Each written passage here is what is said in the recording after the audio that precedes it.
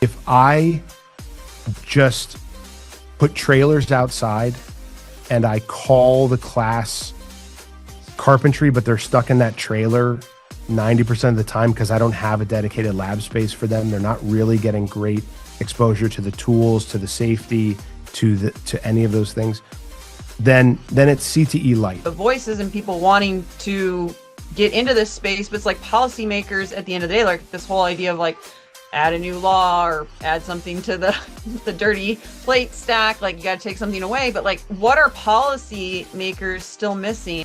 In my English class, they were afraid to make those mistakes. And I made them afraid to make those mistakes because I punished them with their grade when they didn't get it right, whatever it was. Whereas here, making a mistake is the work. CTE doesn't need to prove it works anymore. We have the data, we have the demand, the outcomes are there. Now, can the system keep up? You're listening to the Disrupt Education podcast, powered by UScience. Here are your hosts, Peter Hostrawser and Alli Dahl. Welcome to this episode of the Disrupt Education podcast. I am Peter Hostrawser. That is Alli Dahl, and we have a guest coming up in a minute. But Alli, guess what? It's springtime when we're recording this, and there's another storm rolling through the Chicago area. How are your chickens up north? The chickens are great. I actually got to have a really awesome weekend of skydiving. So we're back into that season. And by the time this comes out, it'll be full skydiving season. And there's nothing like, I guess I didn't understand the term like spring chicken until I had chickens. And then also like the zest that comes with like spring skydiving season, there's just like a freshness in the air. And we've talked about seasons a lot on the podcast and in different capacities and whatnot.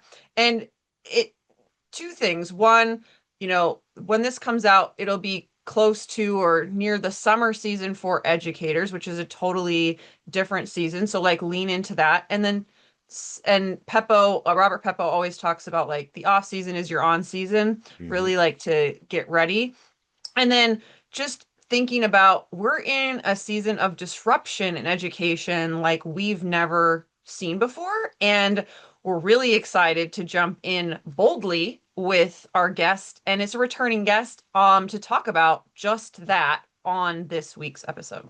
Absolutely. We have Dr. Mark Covelle here, back again, the Administrative Director of Middlebuck's Institute of Technology in Jameson, Pennsylvania.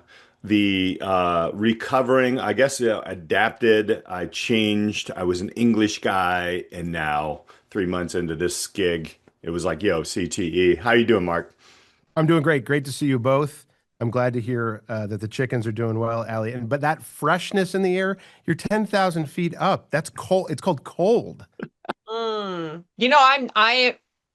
know I'm an exception, not the rule here, but I am rarely, I think I can think of 2 jumps and over 700 jumps that I felt cold on a jump. And I've jumped where it's been like full winter, like -20 at altitude, and I'm just like fired up and ready to go. I was not cold this weekend. I had no gloves on. Like I was hot.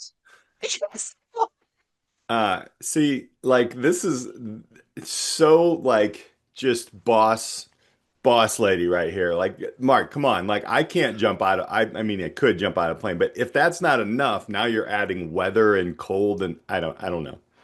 I'll tell you what, if you ever do a derivative podcast, Fired Up and Ready to Go certainly could be the name of it. Because you are without a doubt always the two of you fired up and ready to go. Always. Well, again, welcome back to the show, man. This is interesting because I think we're starting to transition to where we're going to talk a little bit more about CTE, what you're doing in Pennsylvania and across the world. We might even mention the crazy, awesome dogs that you have.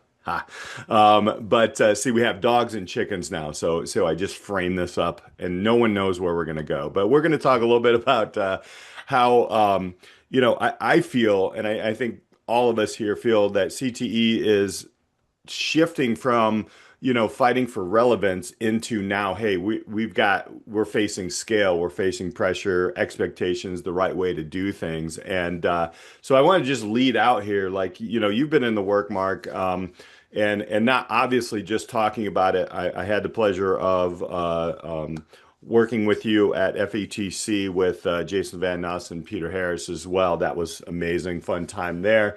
But what's something happening in education right now that people are completely missing? I'm just throwing a huge, huge ball out there to hit. Well, so I'm going to say this. I feel like there was a period of time where we were trying to convince people that CTE had relevance in a greater educational landscape.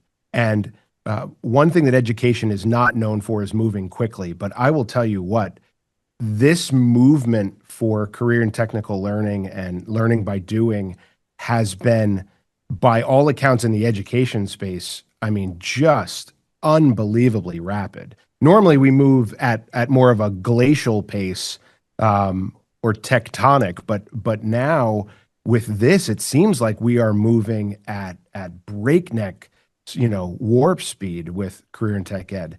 And so I think we've shifted from needing to convince people that this type of education is not only necessary but also hugely relevant and perhaps more needed in classic K-12 spaces. I think we've shifted away from convincing people, and I think now we're in a phase where just as you had mentioned, we've got huge interest across the country. A report just came out in Pennsylvania about the number of thousands of students that can't get into career and technical education programs. And we are working every day. That's the work now, right? Like our story that we're telling is about capacity. Our story is about facilities. There haven't been really large scale investments in career and technical education centers since the 60s. And so it may be time as we're seeing this educational revolution, if you will, or evolution, to think about how we're doing things just in K-12 ed writ large. So I think something that people are missing in K-12 ed is how they are going to really add relevance, true, authentic learning into the classroom spaces. And that is something that I think is going to continue to change rapidly here in the next few years. To the point of investing in CTE and even like the physical space, I'm thinking about like where I went to junior high and high school. They had beautiful woodworking. They had a dark room, beautiful like shop classrooms, multiple ones. And when I moved back to my home area, Minnesota, I went back and I've subbed in those buildings and was absolutely shocked. Not only did they completely get rid of those classrooms and turn them into just typical rooms with desks and windows, but like they got rid of like the fax room, all the kitchens, all the like all the expansion stuff was just like more traditional classrooms. And I was shocked because I'm like, that wasn't that long ago. And now I feel like it would be the time to go and revert to building all that stuff back in. So like, is that kind of the stuff you're seeing talking about? Well, so with these capacity, so career tech education used to be very much center based. So you had a period of time where you had shop classes in classic K-12 settings, right? And then the intensive career focused education or trades education was going to be center based in a lot of places. And so, and then you also have to factor in, I mean, if we're really disrupting education, we might as well, pick a fight about high stakes testing. I'm sure you've talked about it before, and the impact that had on schools and spaces like the ones you're talking about. So what do those rooms turn into? Probably math resource rooms or, English tutoring areas or areas where those high stakes testing started to hit more. And we started to put the funding more behind things that were going to go on our scorecard, if you will, for our schools. And so I think it's worth that conversation. So to your question, Alli, what's happening now is I'm full. I mean, I have a building probably built for about optimally for about 850 students, and we're enrolling over 1,000 now. I have converted every space possible into theory space and lab space. And so, including, by the way, the faculty room, which my nomination for Administrator of the Year is probably not going to make it past the first round for converting the faculty room into an educational space, right? So, and I say that in jest, but obviously we're here to serve the needs of students. We also have to take care of the adults taking care of kids, as my good friend Joe Sanfilippo says. So we have to balance that. But I'm optimally built for about 850. I've got about 1,000 students coming in. I'm getting ready to convert my last possible space. We're talking about putting administrators in closets for their offices moving forward, just so that we can take any space like the one I'm sitting in right now. We talk about my office all the time. This will probably be an educational space next. My boardroom is my last large group instruction space. That probably, in the next few years could turn into that sort of space. So all of that to say, as we move towards running out of room in these centers, you also have the phenomenon where you've got declining enrollment in a lot of classic K-12 schools. So in classic K-12 schools, if they've got declining enrollment, they probably have open spaces.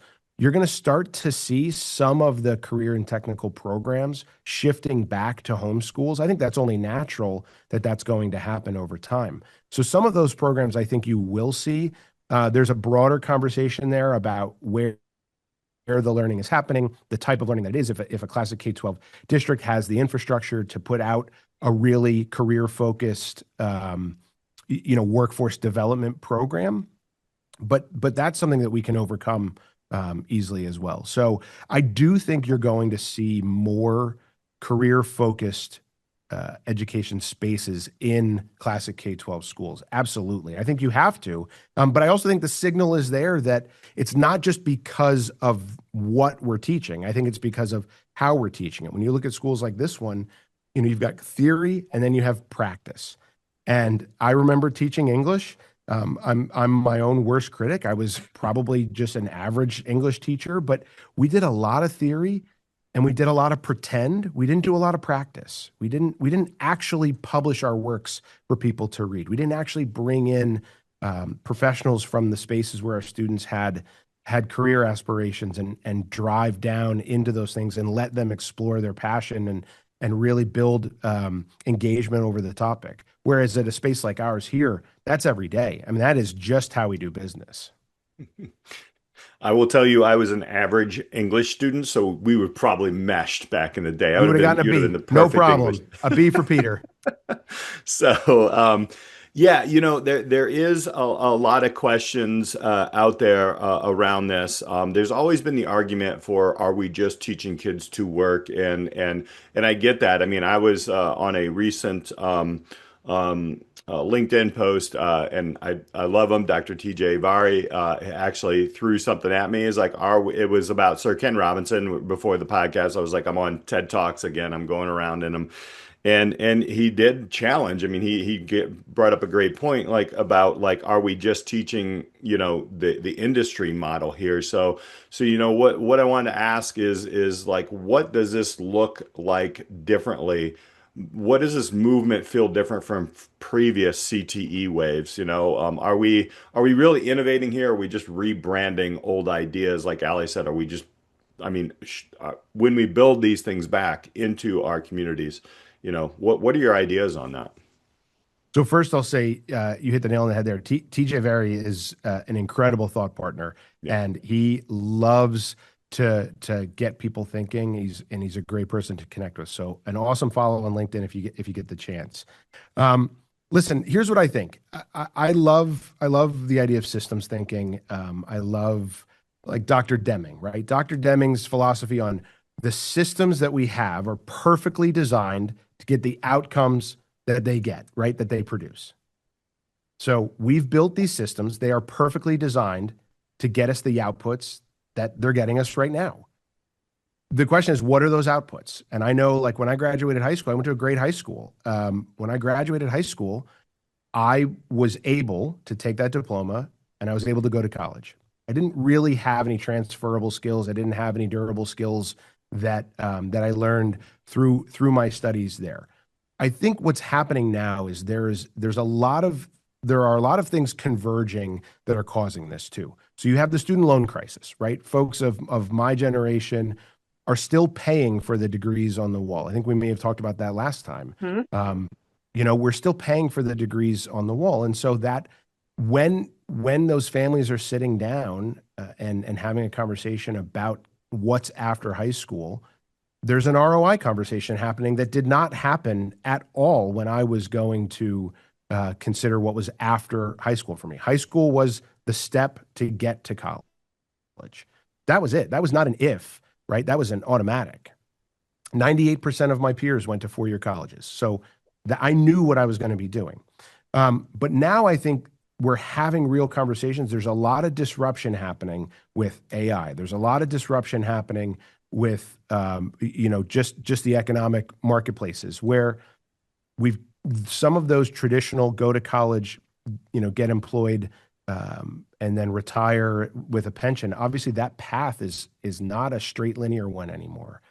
And so number one, I think people recognize that we're going to be in a lot of different jobs and careers, and there's going to be a lot of shifting that happens over time. And I also think that people recognize that direct to college without clarity is not necessarily the best return on that investment. And so we have plenty of students. 40% of our students are going to go on to 2 and 4 year colleges.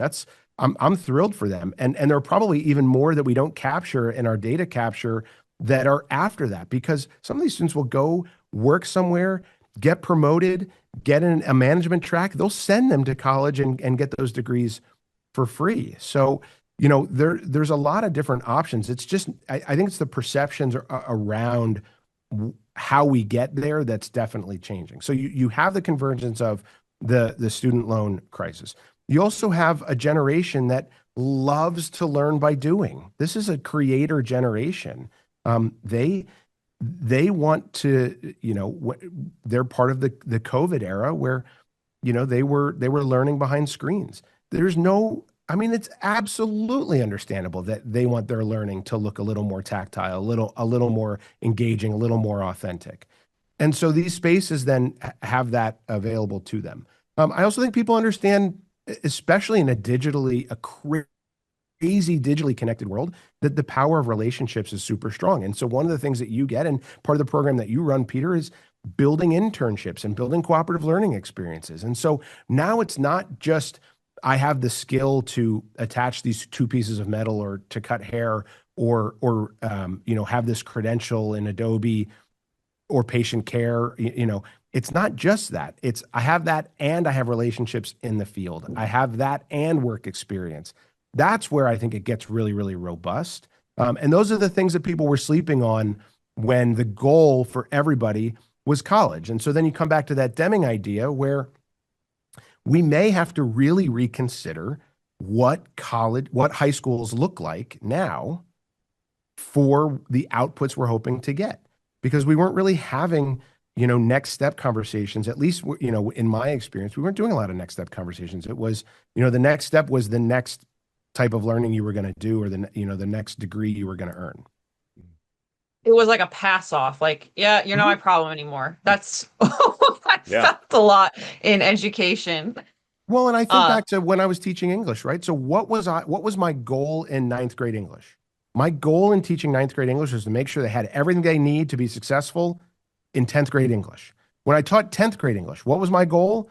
My goal was to make sure they had everything they needed to go to be successful in 11th grade English. I really was not viewing that in a broader context of how am I getting them durable skills to be successful members of society. And that's, I think, the sea change that we're seeing here, is that we can't just view education sort of in isolation anymore. We just can't.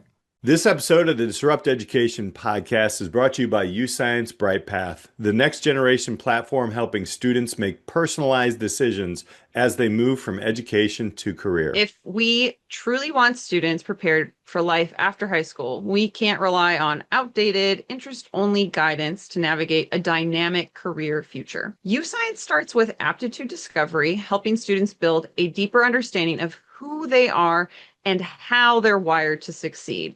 From there, students create plans, develop in-demand skills, validate them through industry-recognized certifications, and connect directly with employers. The result? Intentional pathways with real opportunity. UScience is the only platform bringing all of this together at scale, which is why we at Disrupt Education Podcast are proud to partner with them. Learn more at uscience.com/disrupteducation-podcast. Request a demo and let them know you heard about UScience right here.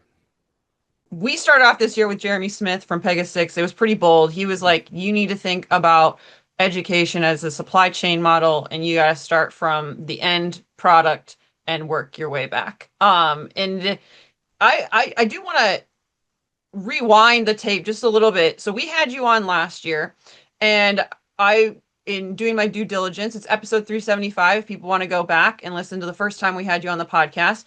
And it's so interesting, like some of the verbiage that you used that ended up like it probably planted some seeds for Peter and I, because this quote you said last year said, "It's time to start talking boldly about career and technical education, and it's time to start with the tired mindsets about CTE. It's not dark, dangerous, or dingy. It's clean, modern, lively, and lucrative."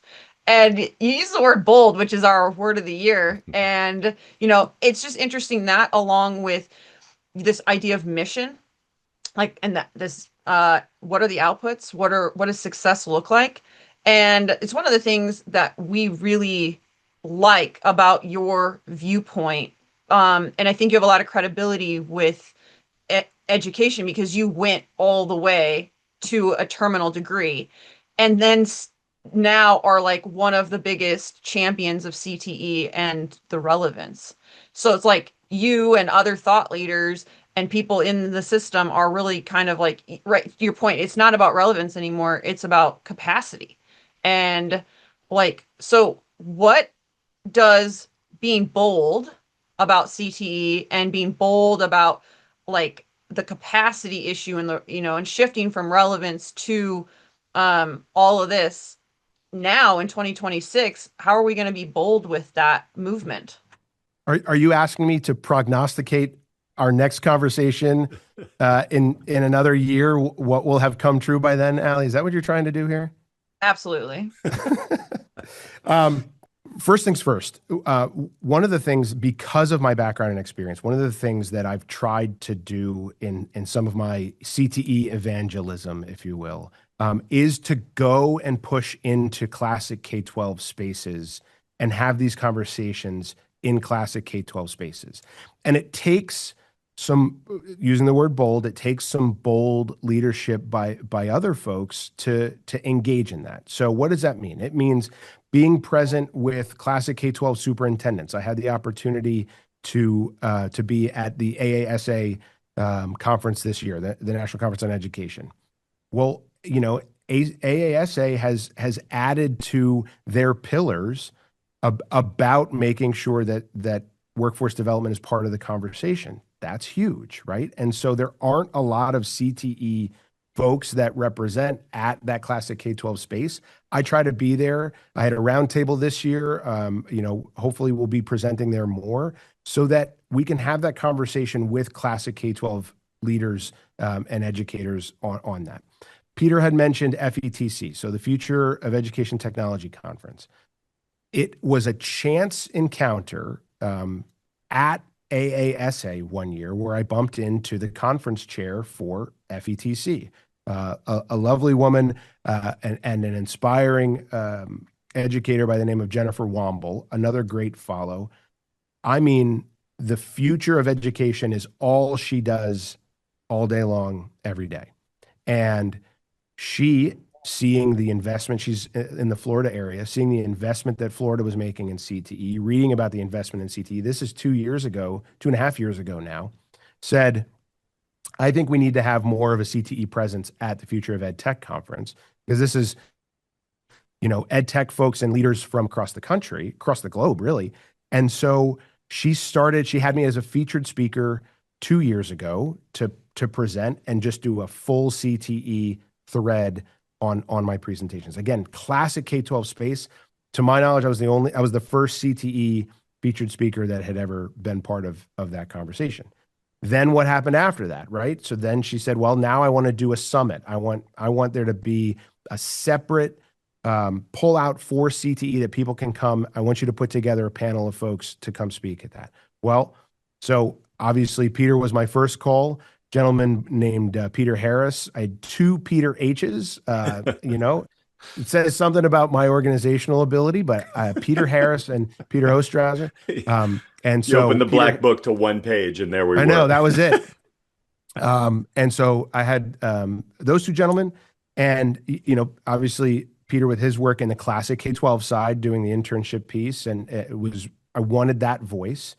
And then I had Jason Van Nuss, right, who's doing the reverse career fair, who's been on your podcast, I think, a number of times, and wanted to have that voice. And then we also had Peter Harris, who's up with the BOCES in New York, and his story is incredible too. They took over an old IBM facility that was abandoned, and basically it's become an incubator. The CTE is the center hub.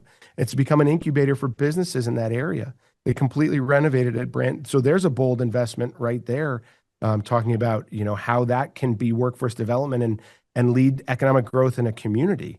When IBM left that space, they left a big hole there, and now Peter and his team are filling that with an incubated space. Pretty neat story there. And then on top of that, we had Tom Murray for All for Ed and Future Ready Schools, and they're now doing work on. So we've seen the work of Future Ready Schools. A lot of folks have things like a portrait of a graduate. That's a lot of work that came out of Future Ready. Well, now they're doing a lot of work on skill attainment, skill development, workforce development, and they released their latest sort of toolkit at FETC, for that work. And I'll maybe I can send you the link and you can link it in the show notes. But so we pulled together that group of people. So now we're in that classic K-12 space there, and then what happens is the snowball goes down the hill and it continues to grow. And so my passion is to help break those mindsets about classic K-12 ed's perceptions of CTE, because it's just not what it used to be, as I mentioned last time. I think projecting forward, I think what we're looking at now is how we can make this type of education more applicable in more spaces. And listen, the school code in Pennsylvania, we revise it every year. The school code of 1949. 1949 is the foundation on which our school code here is built. And I've been saying lately that education feels a lot like the stacking of dirty plates. They never take any away, and we just take our stack and we just keep carrying more and more and more and more and more.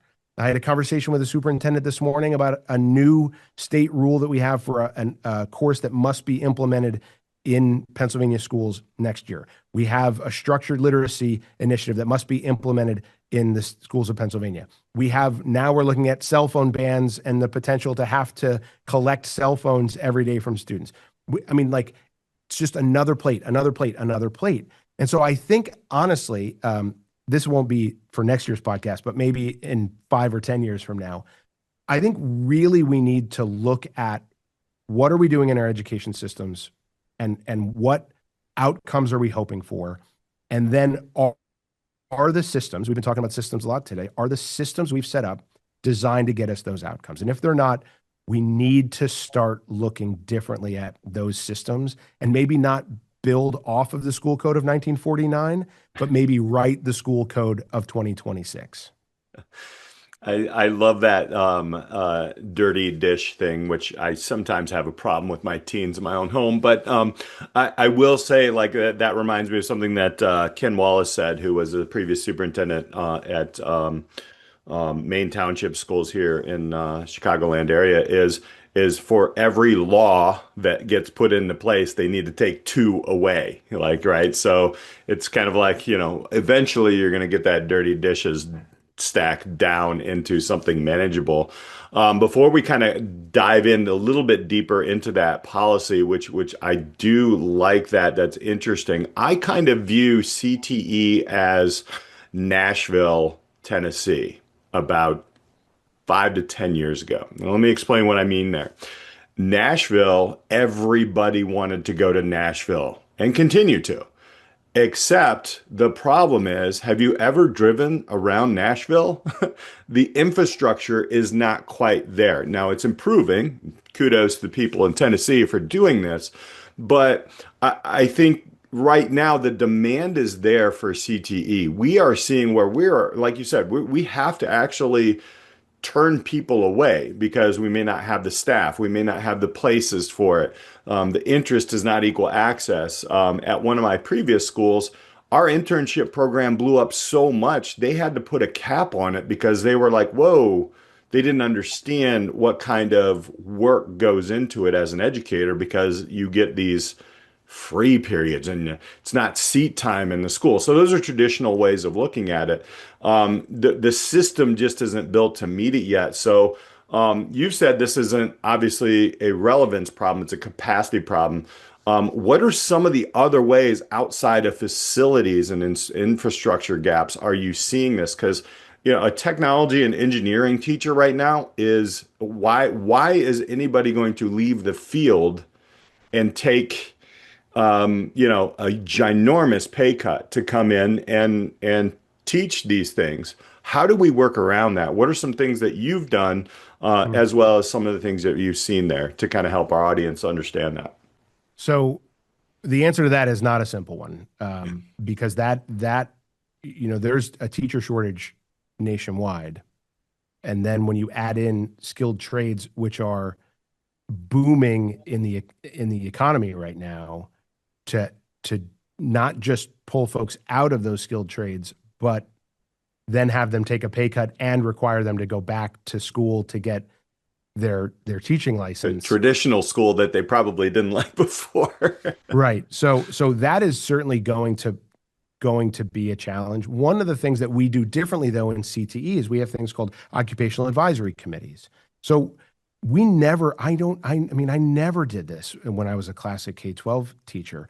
We have members of business and industry. So we have 21 programs here.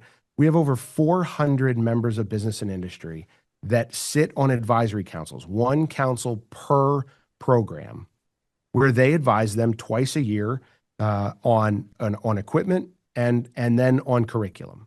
So that allows us to add things like local tasks. So if we were in an area where there was a lot more, construction of a certain type where we needed, here's a good example. Like we don't build for hurricanes in Pennsylvania, right? So a local task you might put though in Florida is to make sure that you know the different building code, exceptions for building for, safely for a hurricane, that sort of stuff. So local tasks are part of it, and also equipment. And we can't apply for a grant here unless our OAC has approved that piece of equipment as part of their prior minutes.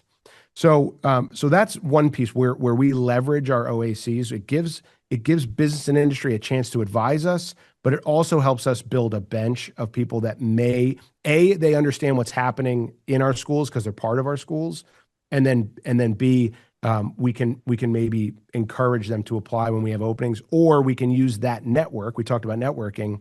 We can use that network to help us maybe find somebody who's looking for a change or is ready to try something new. So that's one way we've tried to overcome it. It hasn't been perfect. And when you get to things like high tech, when we offered a salary to one individual, they informed us that was less than their bonus the year prior. And so, and that was somebody who did not have a classic degree, would have had gone back to school to get their teaching certificate.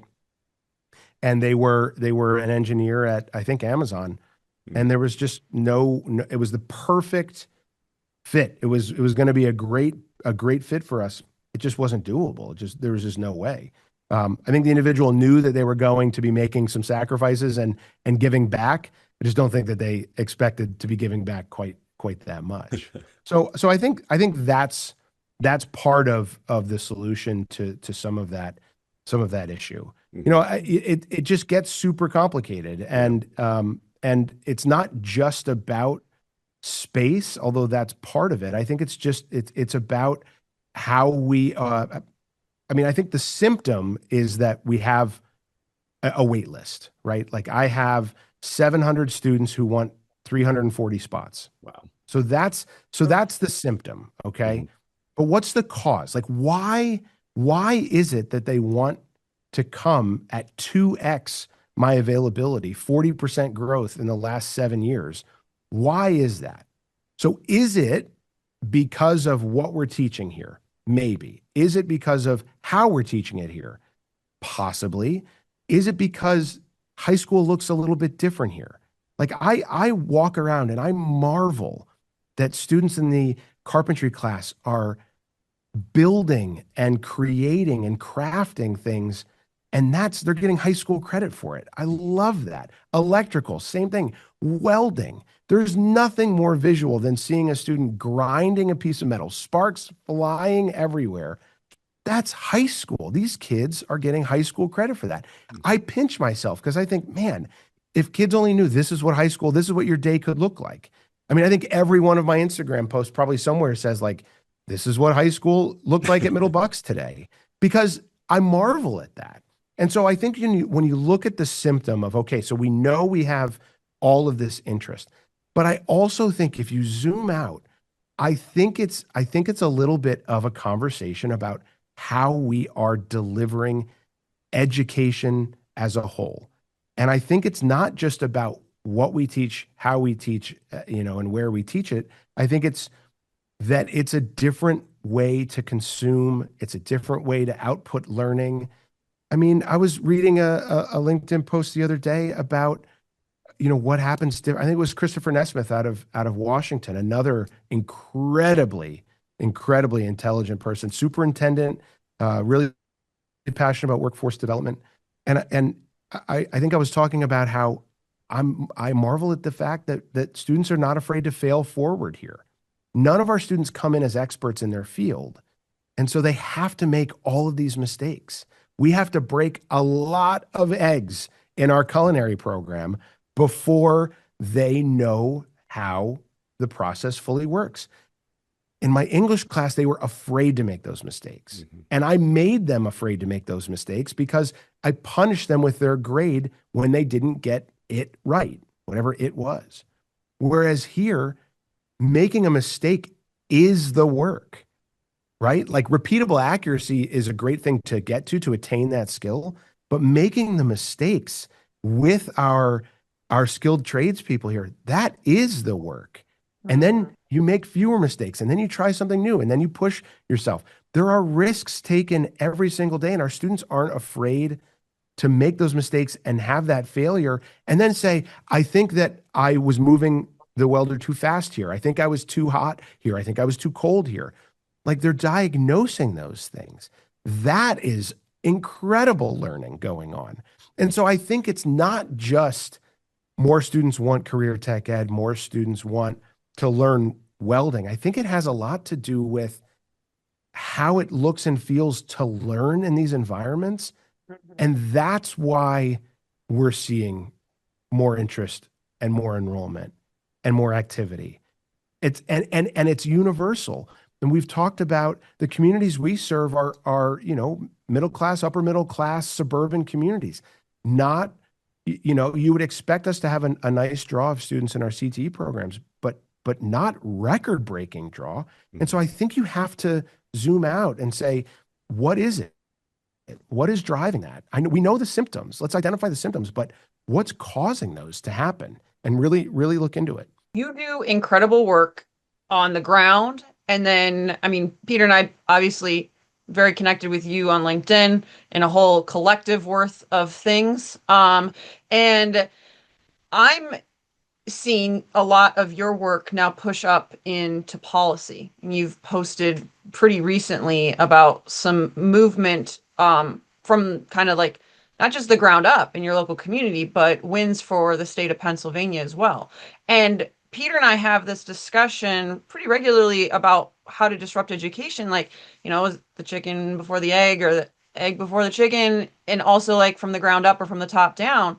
And like, we're seeing more people talk about this and the voices and people wanting to get into this space, but it's like policymakers at the end of the day, like this whole idea of like add a new law or add something to the the dirty plate stack, like you got to take something away, but like what are policy makers still missing? And like what are kind of like some powerful levers right now that you're seeing because you're having conversations at many different levels?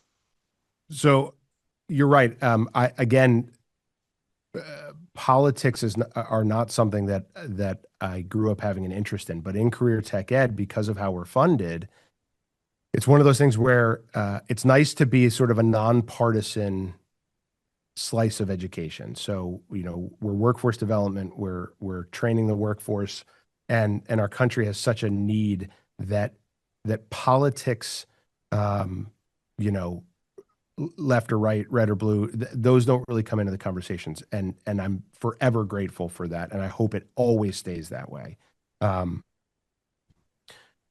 do a lot of advocacy work because the way we're funded is either pass through funding through the districts or it's through direct subsidies from the state and federal government. And so if we don't share with our lawmakers what the impact of their decision making is, we want to make sure that they remember us when it's time to cast that vote. You asked what folks in policy might be missing. I think it's worth pointing out that, and hopefully this is not a self-limiting statement, but I think it's worth pointing out that a lot of the folks that are in policymaking have gone through a classic K-12 setting and a classic high school, college, advanced degree model. There are some, but there are just not a lot that have taken a workforce focus. And there are some, but it's not the vast majority. And then you move on, and when you have these conversations, you're lucky if you can meet with a federal lawmaker, but it's more common you'll meet with a staff member. So when we were meeting with a Senate staffer, I felt like I was explaining what career technical education is first, and you're not really getting to how to fund it or why the funding is important until you get to what it is and understanding how it's implemented and how the federal government has impacts on it. And so I say that because in that moment I had sort of the epiphany that this individual probably never interfaced with the work that we do. And so we have the conversation, and the conversation was a great conversation, and there's not much to dislike about the outcomes, the outputs, the economic development that comes along with the work that we do. But I don't know that they had a strong anchor point for that. So again, it comes back to what drives me. What drives me is making sure that we're helping to change the perceptions of career tech ed. And so I'm happy to have those conversations. I sit on our statewide policy committee for our advocacy committee for our state association. I'm present in Harrisburg, Pennsylvania to speak with lawmakers. I have lawmakers' cell phone numbers in my phone. I get questions from them about policies that are coming, or and laws that are coming across the table. Those are important relationships to cultivate, just like any of the other relationships that we're cultivating. I think especially true in career and technical education, because we have more specific line item actions that happen with CTE, because we're this separate sort of entity, if you will, connected but somewhat separate entity. Yeah, I like Peter Harris's take on that. When you start like talking about money, politicians usually listen. who are traditional politicians, right? And I'm saying that generally. I know not everybody, but then, Peter Harris has always stated, and I know that I kind of made this my own motto, and this is learning from all the people that we were connected with, is CTE is economic development. And when Mhm. you start talking that way, people start to listen a little bit differently. Right. And I know, Jason has kind of said some different things about taxing bodies. You've done a lot of work at the state level and hopefully at the national level. Yeah, I just put that into your bin. So you're going to have to go to DC and you're going to have to change some things too. Go. And I was there last week and we had great conversations. The other piece too, though, is about storytelling. We yeah, have to tell our story, and I'm going to make the argument that that's not just CTE. yeah. Public education is facing a lot of scrutiny right now, and one of the things that we're bad at, because we are servants, we are servant leaders. We live to serve our students, we live to serve our families, we live to serve our communities. So one of the things that we're bad at is talking about ourselves and talking about the good things that are happening. That's just not a skill that's been exercised or developed in us as educators.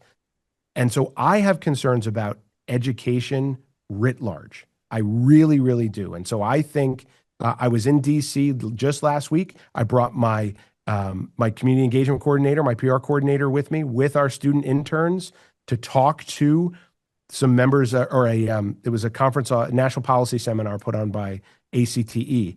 And we were invited to speak about how we tell our story, how we leverage the student voice to do that, how we use our student interns to show what's happening in our schools, not just from an administrative perspective, but organically from the student perspective, which helps us recruit students, but also helps us to tell our lawmakers what's happening behind these walls. Mhm. So, I mean, I'm with you. I just think that those things have to happen, and people, they are just, not comfortable always doing that. But I think every angle of education right now needs to be telling the stories, needs to share our wins, because it just seems like the conversation can change very quickly relative to that. And I feel like we need to put ourselves out there and celebrate the great things that are happening, because there's great things happening in schools, every day. Mm-hmm.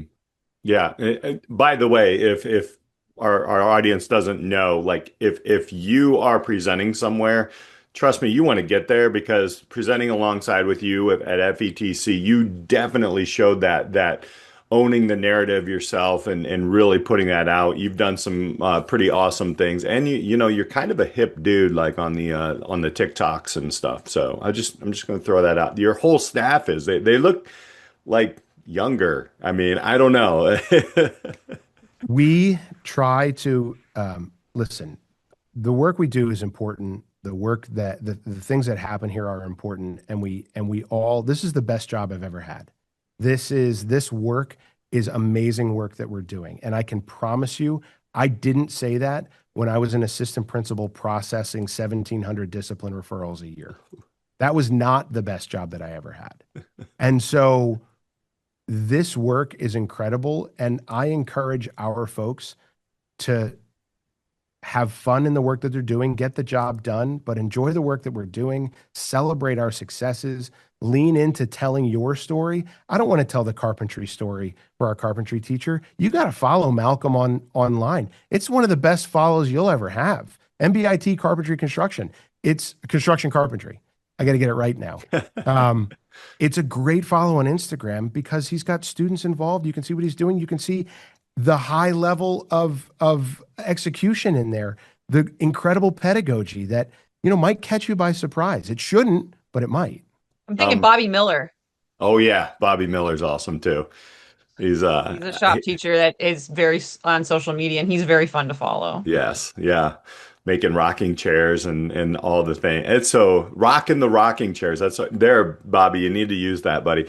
Yeah, I kind of want to, as we're coming to a close here, I'm going to get a little critical about the growth of CTE, because there's a lot of concern about some different things here. And again, this kind of goes back to Dr. TJ Very and the things that he said.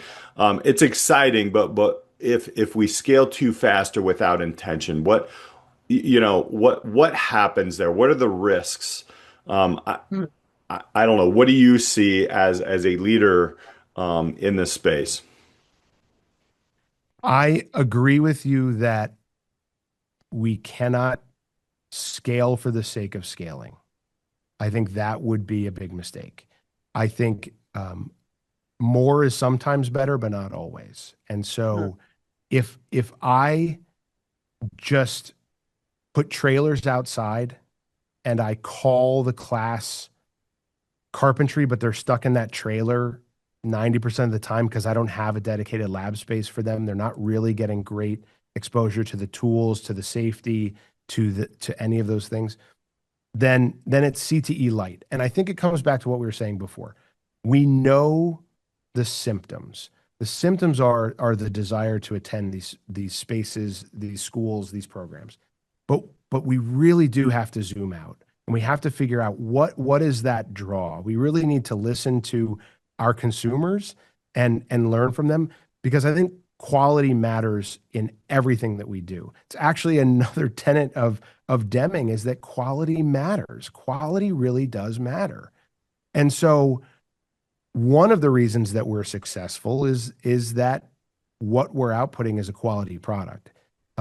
We all have seen, a product that we like get bought by a bigger company. They try to have efficiencies, and then that product isn't what you remember. It doesn't deliver on the promise that it made to you, and so then what happens, right? Then it goes away, whether in your house or altogether.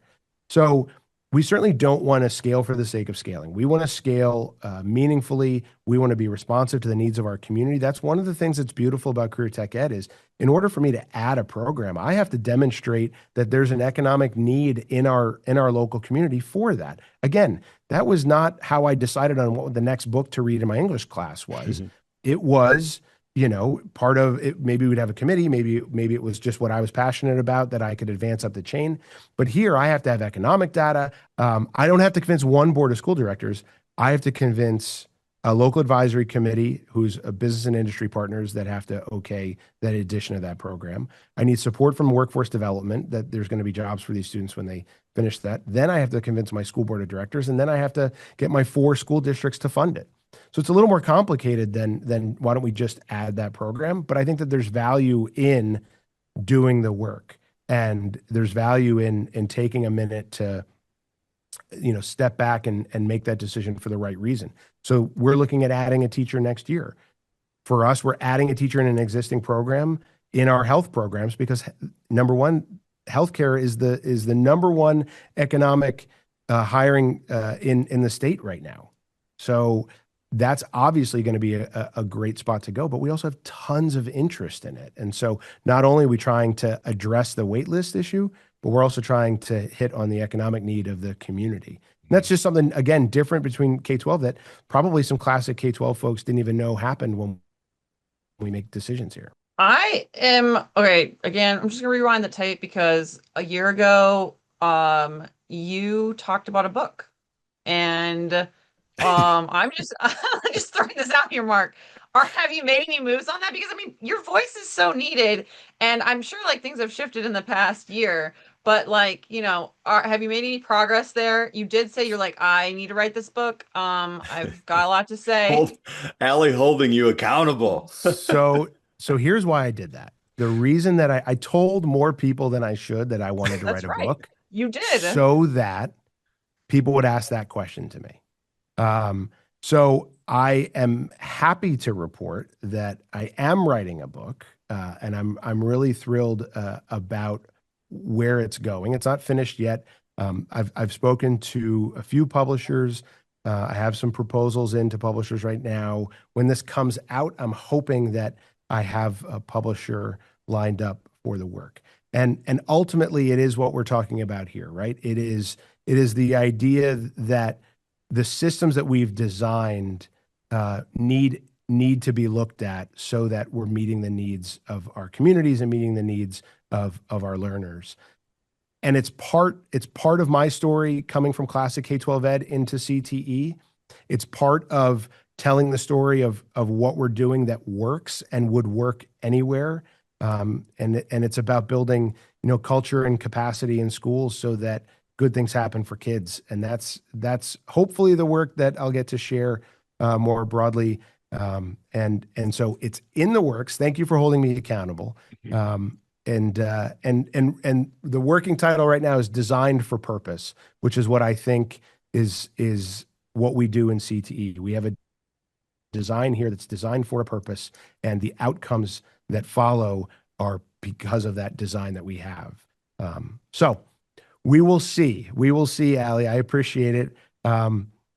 And I don't know how many callbacks there will be if you have me back on the show, but let's hope one of them is that I have a book instead of a pen in this hand when Well, you have we're me all back. writing. We're all writing. I can't, I don't know if you can see my pen on my crazy screen here. So, all right. So let's round out here, zooming out, right? Next 3 to 5 years, what does it look like for CTE if we get this right? And what happens if we don't?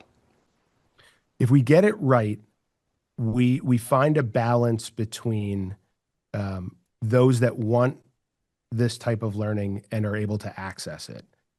That would be what happens if we get it right. And that's going to require building projects in some places. It's going to require satellite programs in some places. It's going to require cooperation where we used to be siloed.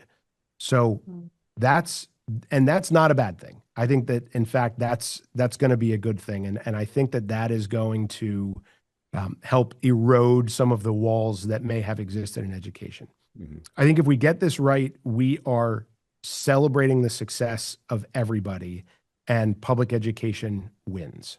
Mm-hmm. If we get this wrong, we get it wrong for one of two reasons. Number one, we don't make the economic investment in this type of learning, whether it's at a classic K-12 space or whether it's at a center-based program like mine. And so we don't support it, and we stay limited in the number of seats, and therefore the number of shipbuilders, the number of plumbers, the number of electricians, the number of welders, the number of cosmetologists, the number of carpenters either stays static, but certainly doesn't meet the demand of what's in the marketplace presently and expected for the future. If we get it wrong because we scale it in a way that is not meaningful, and so we try to say, well, if they want electrical, we'll teach an electrical class here, there, and everywhere, but we water down what we do. We have not provided workforce development, and we've provided interest but no follow through. And those students are left without a credential, without a skill, without an apprenticeship, without a pre-apprenticeship, without an internship. And so we've scaled to a point that we can't support it. And what it has become is CTE Light, which gives people a taste, but not that practice that we've been talking about. So that would be what I would fear is either one of those directions. But if we get it right and we make some bold investments and we make it encouraging to local educational agencies to build because we subsidize from the state or federal level, we invest as a nation, and we listen to what's happening in education, then we've got some great things happening.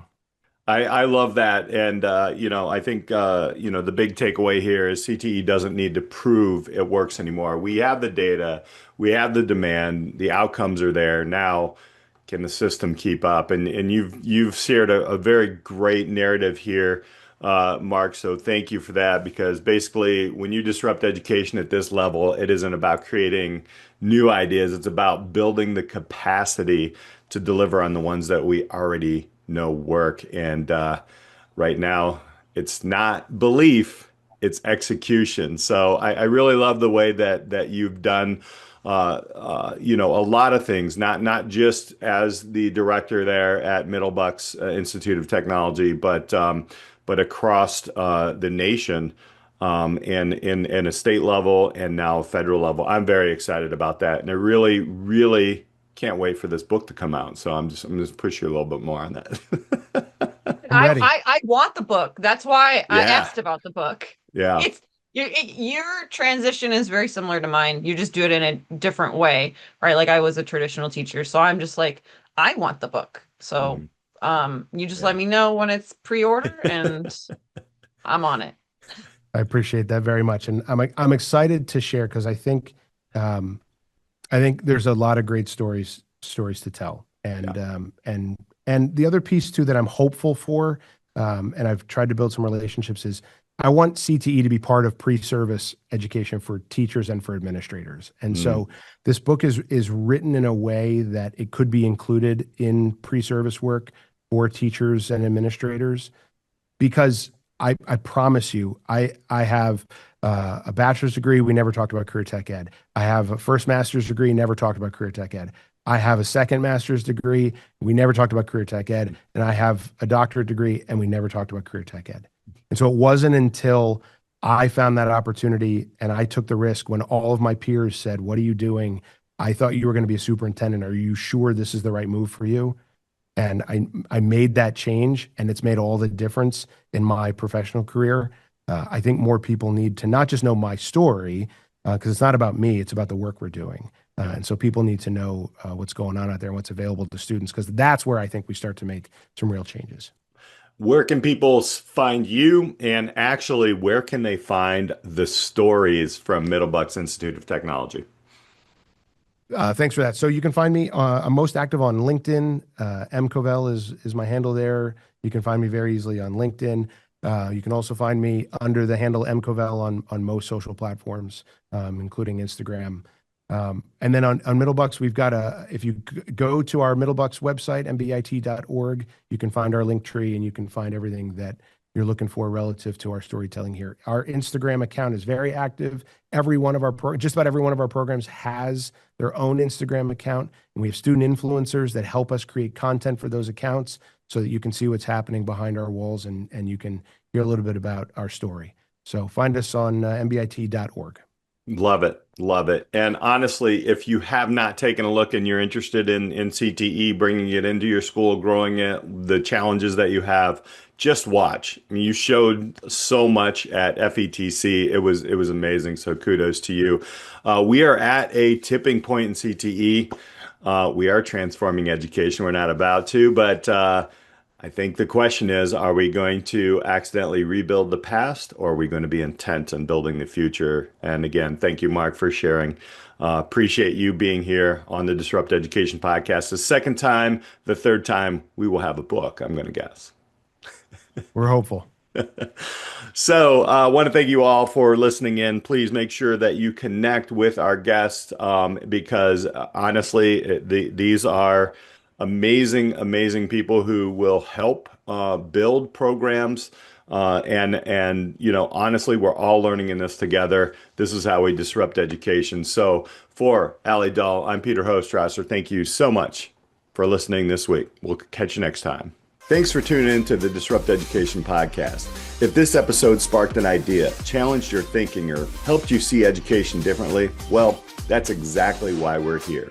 We're highlighting real stories and bold ideas shaping the future of learning. A quick thank you to our sponsor, UScience BrightPath, the next generation platform helping students make personalized decisions as they move from education to career. If you're serious about connecting students to real opportunity, head to uscience.com/disrupt education-podcast. Request a demo and let them know you heard about UScience right here on the Disrupt Education podcast. For more episodes and clips and ways to connect, you can always visit disrupteducationpodcast.com. I'm Peter Hostrawser. Keep disrupting. We'll see you next time on the podcast.